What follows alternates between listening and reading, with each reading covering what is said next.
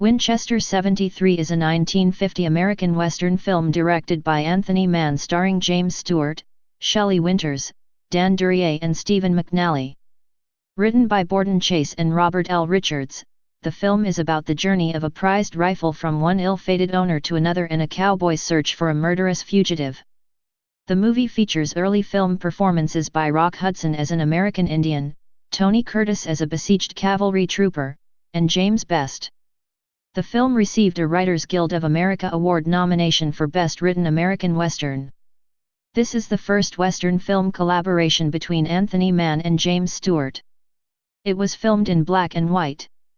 In 2015, the United States Library of Congress selected the film for preservation in the National Film Registry, finding it culturally, historically, or aesthetically significant.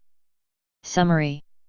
In 1876, Lynn McAdam, James Stewart, and friend Frankie Highspade Wilson, Millard Mitchell, pursue outlaw Dutch Henry Brown, Stephen McNally, into Dodge City, Kansas.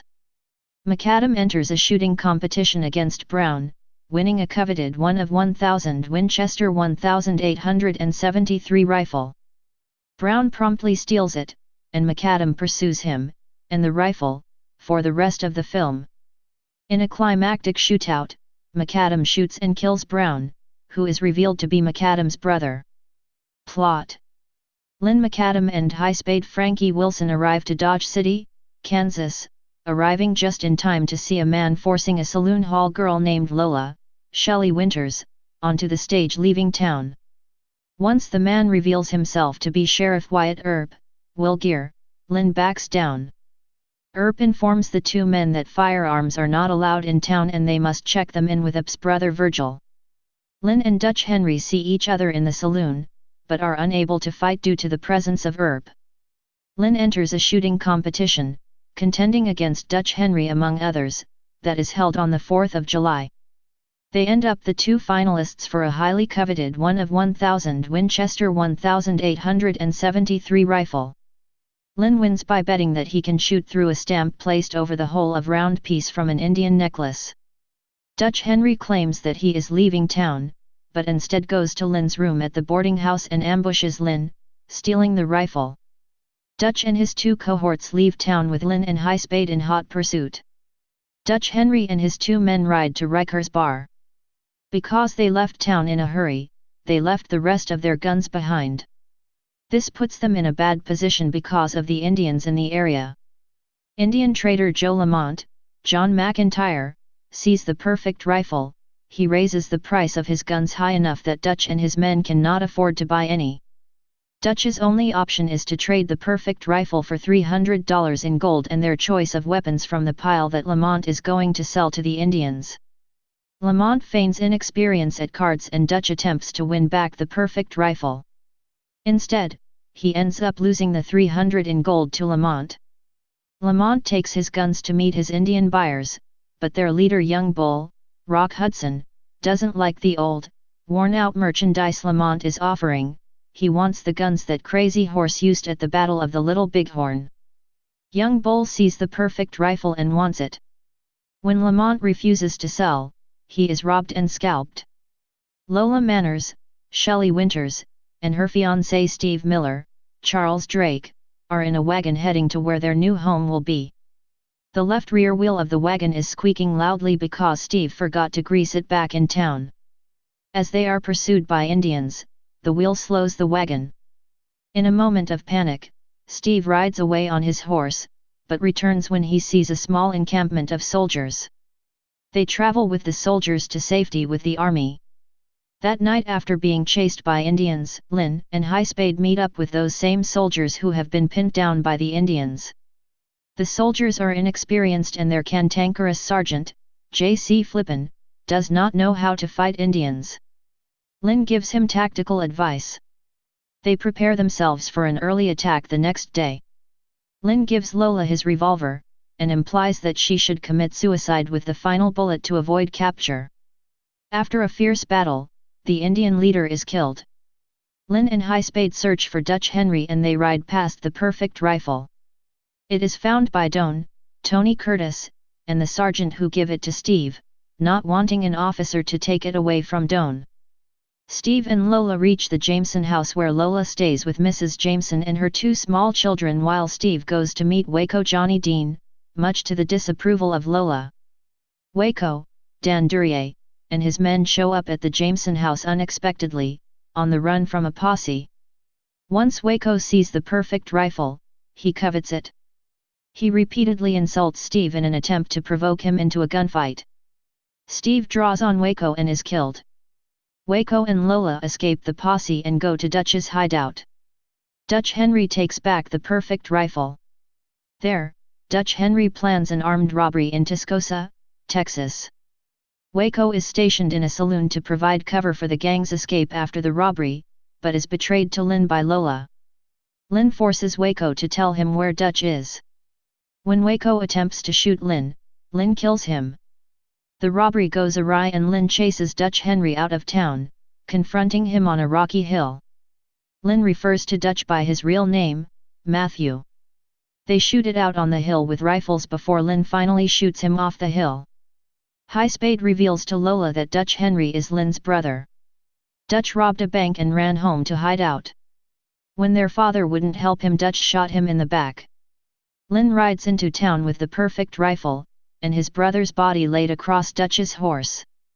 Cast: James Stewart as Lynn McAdam, Shelley Winters as Lola Manners, Dan Duryea as Waco Johnny Dean, Stephen McNally as Dutch Henry Brown, Millard Mitchell as Highspade Frankie Wilson, Charles Drake as Steve Miller, John McIntyre as Joe Lamont, Will Gear as Wyatt Earp, J.C. Flippin as Sergeant Wilkes, Rock Hudson as Young Bull, John Alexander as Jack Riker, Steve Brody as Wesley, James Milliken as Wheeler, Abner Biberman as Latigo Means, Tony Curtis as Doan, credited as Anthony Curtis, James Best as Crater.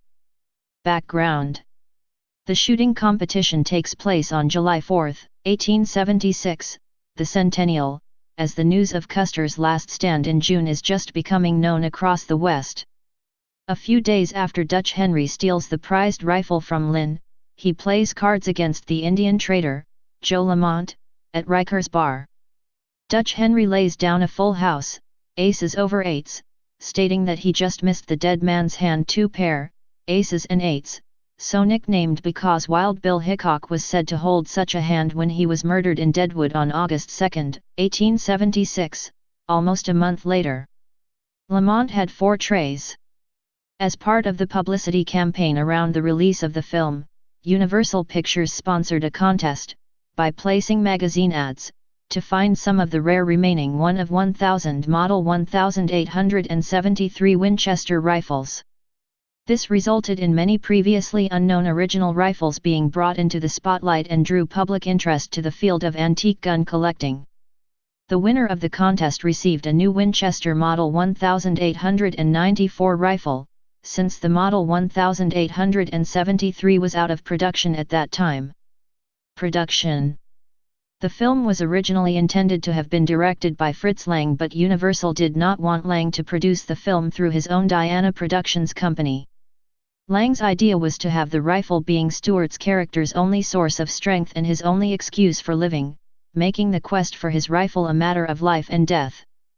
With Lang out of the picture, Universal produced the film itself with the up-and-coming Anthony Mann, who was James Stewart's choice, directing. Mann changed the idea of the film through having Borden Chase rewrite the film to make the rifle a character, showing its adventures passing through the hands of a variety of people. Stewart had wished to make Harvey for Universal International, but, when the studio wouldn't pay the $200,000 salary Stewart wanted, studio head William Goetz offered to allow Stewart to make both Harvey and Winchester 73 for a percentage of the profits, spread over a period of time and at a lower tax rate because Stewart would be taxed as a company rather than as an individual. Stewart's then agent Lou Wasserman was able to get his client 50% of the profits, eventually amounting to $600,000 from the film's unexpected success. The money from a percentage deal was taxed as a capital gain, attracting a much lower rate of tax than a normal salary would incur. Stewart's deal also gave him control of director and CO stars. Casting and filming. Stewart was already cast in the part of Lynn McAdam, and he spent a lot of time practicing with the rifle so he would look like an authentic Westerner. As Mann later described, was magnificent walking down a street with a Winchester rifle cradled in his arm. And he was great too, actually firing the gun. He studied hard at it.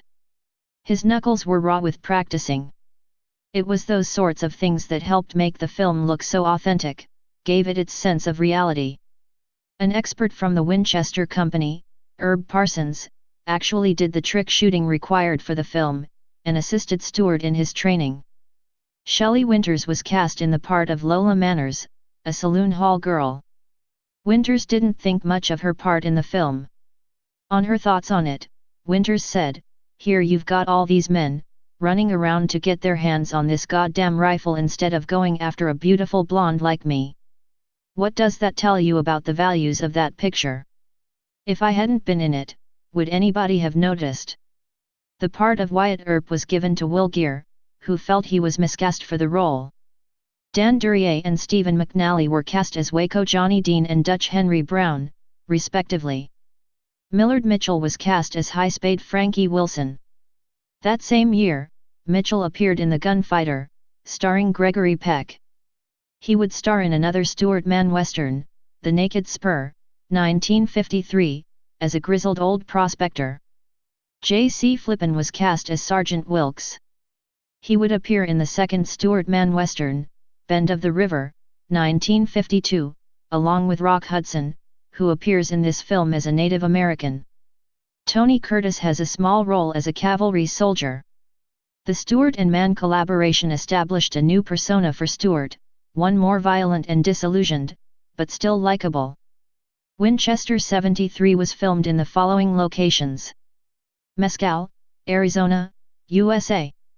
Old Tucson, 201 South Kinney Road, Tucson, Arizona, USA. Six Points, Texas, Backlit, Universal Studios, 100 Universal City Plaza, Universal City, California, USA. Winchester 73 was remade as a made-for-TV film in 1967. Please subscribe and thanks for watching.